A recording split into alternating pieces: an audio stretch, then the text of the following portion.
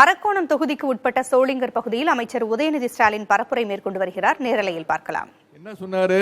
எல்லாரும் போய் வீட்டுல போய் ஒளிஞ்சுக்கோங்க, 6 மாசம் வீட்டை விட்டு வெளில வராதீங்கன்னு சொன்னாரா இல்லையாரம்மா? வீட்டு கதவை பூட்டிக்கோங்க, இப்படி வீட்டுக்கு வெளியில வந்தீங்கன்னா, தெருக்கு வந்தீங்கன்னா தடி அடி கைது பண்ணாரா இல்லையா?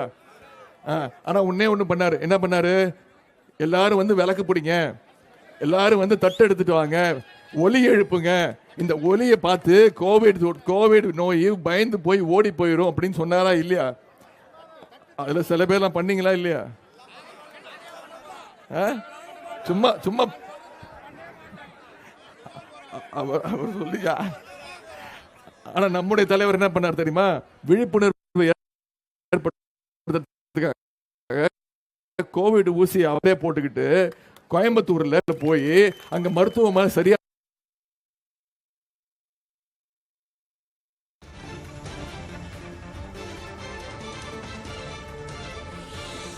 திமுக வேட்பாளர் ஜெகத் ரட்சகனை ஆதரித்து அமைச்சர் உதயநிதி ஸ்டாலின் வாக்கு சேகரித்து வருகிறார்.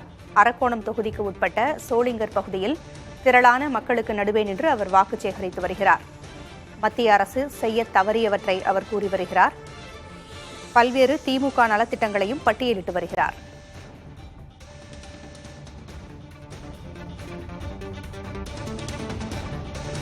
நீங்க தான் அவரை பார்த்துக்கணும், அவருக்கான பிரச்சாரத்தை நீங்க தான் கொண்டு போய் மக்கள் கிட்ட போய் சேர்க்கணும். அதற்கு பிறகு ஜெயிச்ச பிறகு அவர் உங்களை பார்த்துப்பாரு. பார்த்துப்பீங்களா? கண்டிப்பா பார்த்துப்பாரு. அந்த நம்பிக்கை எனக்கு இருக்கு. இந்த அதே போல 2021 சட்டமன்ற தேர்தலில் நம்முடைய கழக கூட்டணி வேட்பாளர் திரு முனிரத்னம் அவர்கள் கிட்டத்தட்ட 27,000 வாக்கு வித்தியாசத்தில் நீங்க தான் வெற்றி பெற வச்சிருக்கிறீங்க. அதற்கும் இந்த நேரத்தில் என்னுடைய நன்றியை நான் தெரிவிச்சுக்கிறேன். இந்த சோளிங்கர் சட்டமன்ற தொகுதிகளில் நாம செஞ்சிருக்கக்கூடிய சின்ன பணிகள், சாதனைகளை பற்றி மற்றும் ஒரு சின்ன குறிப்பு மட்டும் இங்கு கூறிக்கொள்ள விரும்புகின்றேன்.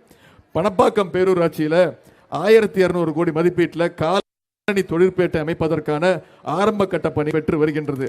ஆரம்ப கட்ட பணிகளுக்காக ரூபாய் 420 கோடி ரூபாய் ஒதுக்கப்பட்டது.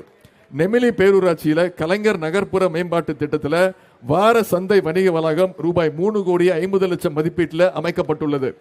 சோளிங்கர் மருத்துவமனை கூடுதல் கட்டிடங்கள் கட்ட ரூபாய் 5 கோடி நிதி ஒதுக்கீடு செய்யப்பட்டு பணிகள் நடைபெற்று வருகின்றன. சோளிங்கர் லட்சுமி நரசிம்மர் கோயில் ரோப்கார் திட்டம் ரூபாய் 20 கோடி மதிப்பீட்டில் நிறைவு பெற்றுள்ளது. சோளிங்கர் சட்டமன்ற தொகுதிக்குட்பட்ட அன்வர்தீன்கான் பேட்டை ரயில் நிலையத்தில் சுமார் ரூபாய் 6 கோடி மதிப்பீட்டில் மேம்பாலம் கட்டுகின்ற பணி நடைபெற்று வருகின்றது. விரைவில் துவங்க இருக்கின்றது. சோளிங்கர் சட்டமன்ற தொகுதியில் நடைபெற்றிருக்கும் நலத்திட்டங்களையும் நடந்து வரக்கூடிய மக்கள் நலப்பணிகளையும் அமைச்சர் உதயநிதி பட்டியலிட்டு வருகிறார். பரப்புரையில் அவர் பல்வேறு நலத்திட்டங்களை விவரித்து வருகிறார்.